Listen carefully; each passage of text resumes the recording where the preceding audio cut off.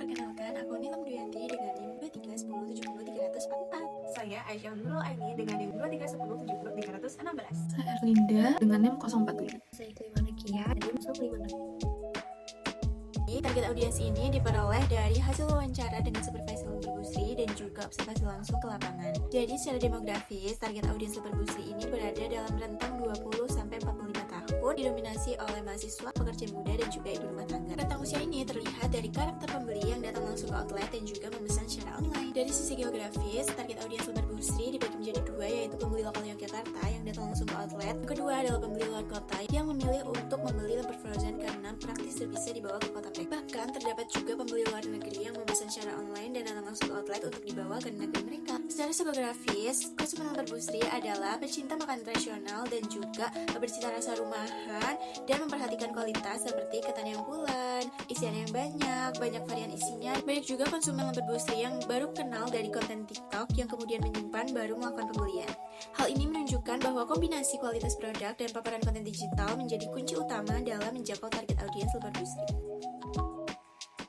Memang benar adanya bahwa Lemper Busri ini memiliki persaingan yang cukup ketat. Di sini kami sudah memfokuskan terhadap 3 komentar utama yang menurut kami relevan terhadap brand Busri. Yang pertama, ini ada pastel Kauman. Pastel Kauman ini mau unggul di variasi produknya. Mereka memiliki lemper dan juga memiliki pastel. Nah, mereka ini kita lihat sangat aktif dalam media sosial, terutama di TikTok. Mereka banyak memproduksi konten-konten TikTok sehingga banyak yang FYP, dan juga mereka sering melakukan kolaborasi terhadap influencer dan juga akun-akun kuliner yang ada di Jogja, sehingga mereka mendapatkan jangkauan yang luas dari media sosial tersebut. Poin plusnya, Pastel Kauman memiliki banyak cabang sehingga para konsumen yang ingin menjangkau dari produk Pastel Kauman ini, akan tapi Pastel Kauman memang terkenal sebagai penjual pastel, bukan penjual lemper, sedangkan Lemper Busri ini terkenal sebagai penjual lemper, bukan penjual pastel, sehingga identitas lemper dari mereka itu tidak sekuat dari Lemper Busri. Kontennya mereka juga lebih fokus kolaborasi dan juga tren, belum penguatan lemper sebagai produk utama. Dan ini ada dari UMKM Bidadari Lemper and Snack Jogja. Kekuatan dari brand ini mereka ada di kepercayaan publiknya.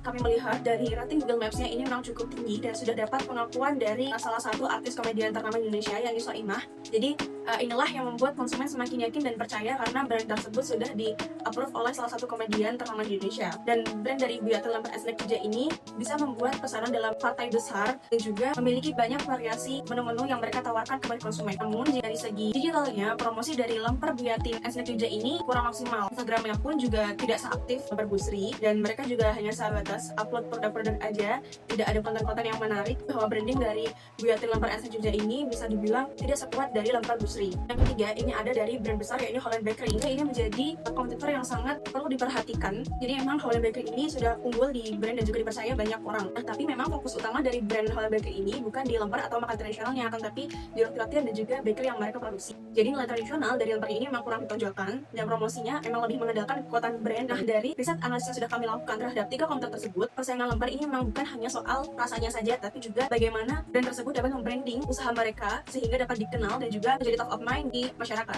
Jadi insight ini dapat menjadi dasar bagi brand Lemper Busri untuk tetap mempertahankan dari rasa tradisionalnya dan juga memperkuat dari strategi komunikasi digital supaya bisa bersaing lebih kuat dengan brand-brand lainnya. Mana USP-nya itu adalah satu-satunya lemper khas Yogyakarta yang tersedia dalam versi frozen yang terbukti tahan 14 hari tanpa pengawet di dalam kulkas. Rasanya tetap enak sehingga aman dan cocok untuk konsumsi harian maupun oleh jarak jauh. USP ini disusun karena lemper ini merupakan inovasi yang berbentuk frozen sehingga bisa tahan 14 hari di dalam kulkas dengan pengemasan vakum yang memungkinkan lemper tetap aman dikonsumsi setelah proses pemanasan. Inovasi ini itu sangat relevan untuk memenuhi kebutuhan konsumsi harian serta sebagai alternatif oleh-oleh jarak jauh yang aman dan praktis bagi konsumen jarak jauh. Strategi e-commerce kita dibangun dari analisis data yang solid. Pertama, dari 6 konten awal, kita temukan pola bahwa lemper selalu hadir di momen anak muda di saat beli makanan, lagi stres, atau bahkan butuh hiburan. Dari sini kita rangkum menjadi lemper itu teman setia kita di setiap momen spontan anak muda. Lalu yang kedua, data pendukung kita itu kuat. Jadi ada 33.000 lebih pencarian lemper per bulan di Indonesia. CPC-nya itu sangat rendah juga, dan waktu terbaik posting adalah Senin pagi serta Kamis sampai Jumat sore. Dan ini jadi pedoman teknis kita untuk mengupload konten.